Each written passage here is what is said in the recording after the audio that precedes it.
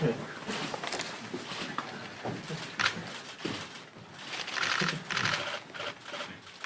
morning. More people here. When inflation rises, you show up. That's a good thing. Yes. Well, let's begin. In 1 week, it will mark 1 year since President Biden took office. And we should all be asking ourselves one question. Is America better off after 12 months of one-party rule in Washington? Well, let's recap to see what the answer to that question is. 1 million kids started the year off once again, dealing with abrupt school closures, returning to more uncertainty and disruption. I know you heard it from so many parents, being stuck once again. Homicides in 2021 were near record highs. In several major cities like Philadelphia and Portland, murders hit the highest rate in the city's history. Now we have, the reason you're all here, we have the highest inflation rate in 40 years, causing prices to surge. That increase you see there all happened under President Biden's watch. To put that number in perspective, here is the real impact inflation is having on soaring prices. Americans are paying on a daily basis. 50% in gas, used cars up 37%, hotels 28%, beef 19%. Now that's only if you could actually find it. Consumers, been to the store recently? Over the past week, Americans have shared their experiences of dealing with empty shelves and sparse supply while doing their grocery shopping. By nearly every single measure, America is worse off than we were before Joe Biden took office.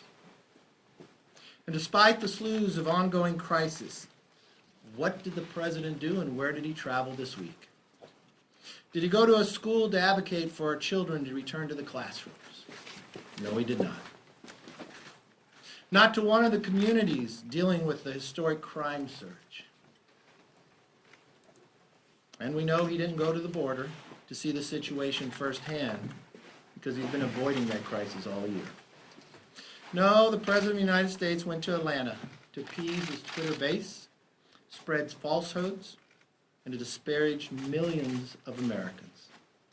You know, the Biden agenda is now so toxic that the Daily Beast, that's far from a right-leaning publication, recently dubbed it as a Build Back Choir, because even Democrats are actively avoiding talking about it. By the way, I have a question for all of you. Did anyone in this room find out where Stacey Abrams' scheduling conflict was all about? Well, maybe we just found one. Need any other indication President Biden is unpopular? As I come week after week, it is now 26 Democrats have announced they will be retiring. That's more than any cycle since 1996.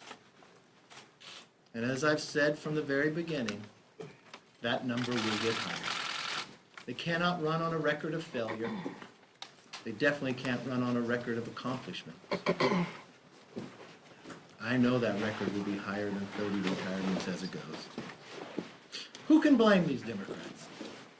The only thing they have to show their constituents for the past year is how they succeeded in making life harder for the average American. And they have done is push more mandates and more controls. House Republicans understand the priorities of the American people. They want prices to come down. They want their kids' schools open. They want safer communities to be able to walk in their neighborhoods in a sense that their government is listening to their needs. Now, if entrusted with the majority, House Republicans will dedicate our legislative and accountability agenda to focusing on the true needs of the American people. This is a commitment we make as a conference. We will not lose sight of why you elected us to represent you in Washington. With that, let's open it up for questions. Yes, ma'am. I have a question for you. A year ago today, on January 13, 2021, you said on the House floor and you said the president bears responsibility for Rente's attack on Congress. You said that he should have immediately denounced the mob. And you also said that there's no evidence that what happened was started by Antifa. Wondering if you still stand by those comments? And also, a few days after that, you went down to visit the former president in Mar-a-Lago. What changed? Why did you make that trip? What changed? Why did I make the What trip? changed from what you said on the floor, criticizing him, saying that he was... My criticism went to everyone on that day. Why was the Capitol so ill-prepared At that the day? time, you made those comments directly about the president. Why was the Capitol so ill-prepared that day? And how do we make sure it will never be ill-prepared again? I just had a conference with our members and the Sergeant of Arms and the Capitol Police. You weren't in the room, but let me give you an answer to some of the questions that were asked. And some of the questions that were asked to the Capitol Police, the chief said that was above his pay grade to make the answer. I asked him, well, who's above you? Simple question about magnetometers coming before the chambers. He said, well, if another speaker comes in and decides they could go, they go. Another question to the Sergeant of Arms was, has the January 6th committee asked for any of the communications from the former Sergeant of Arms to the speaker that day? To the best of his knowledge, they have not asked for any of that. The more we learn about this situation, the more we find that from investigation to investigation, the changes made in the Capitol Police Intel Department in November of not providing the information going further has been a real problem on the basis for that day. And the core of what we need to have happen here is, why was this building so ill-prepared, and how do we make sure that never happens? Do you believe that... Yes, Mr. Leader. In the spirit of disclosing private conversations, did you tell House Republicans on a January 11th phone call that President Trump told you he agreed that he bore some responsibility for January 6th, as Chairman Thompson's letter indicates? I'm not sure what call you're talking about, so. The January... Yes, sir. I mean, How's CNN doing? we're doing You guys okay. okay? Yes, you battled the creation of an outside commission from the start. You also opposed the select committee. Well, that's You said- not true. Well, you also Go said. ahead, ask your question. Can I- I'll okay. verify what's true or not. I appreciate that. But you said, sure, you'd be willing to testify about your conversations with What was Donald the date of Trump. that? That was in May of last year. Okay. And you're now saying you won't agree to voluntarily cooperate. So why should the public not conclude that you're trying to hide something here and hide the facts from getting out?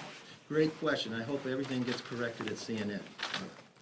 Well, can you Do all answer? that with your employees.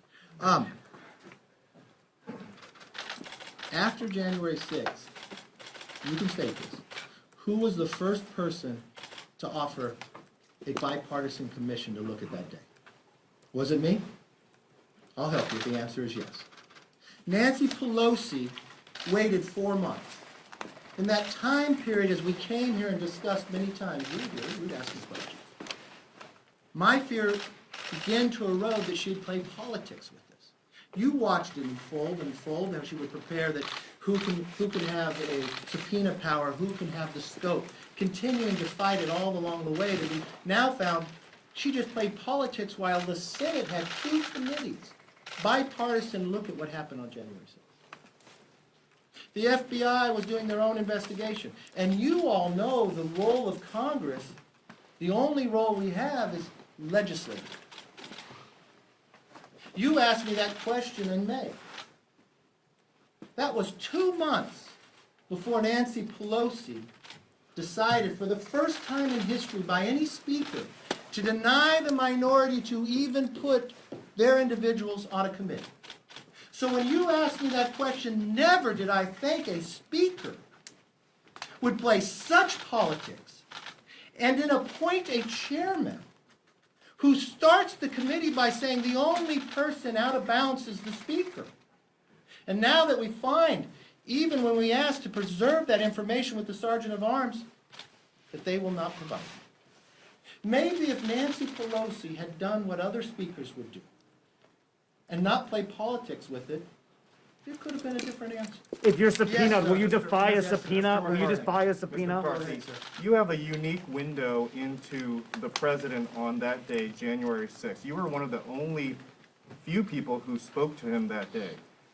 Doesn't the American public have a right to know what the president of the United States was thinking and doing while the U.S. Capitol was under attack?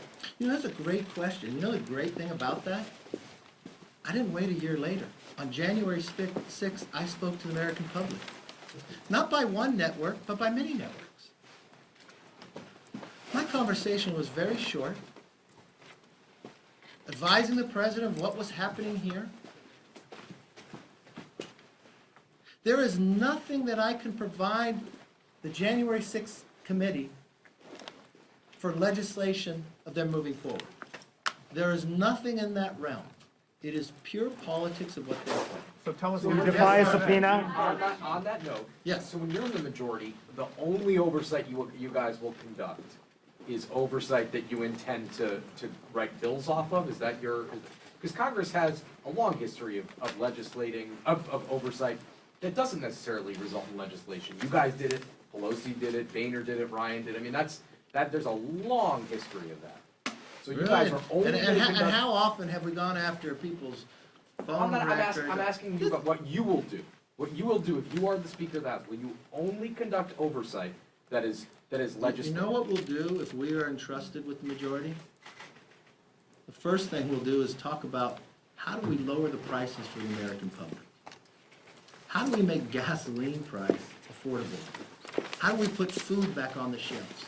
How do we stop this rise of inflation and prices of everything we deal with? How do we secure our border? How do we stop government mandating and controlling our lives? How do we make cities safe again? And yes, we will hold this administration accountable. We just found this week, I sent a letter with Virginia Fox. The Secretary of Education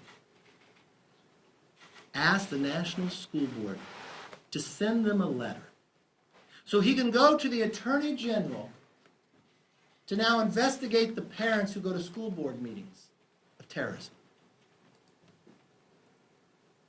Afghanistan. We have 13 new Gold Star families. That never had to happen. How many Americans are still stuck there? Have any of you asked that question? The president said just weeks before he would not leave until every American was gone.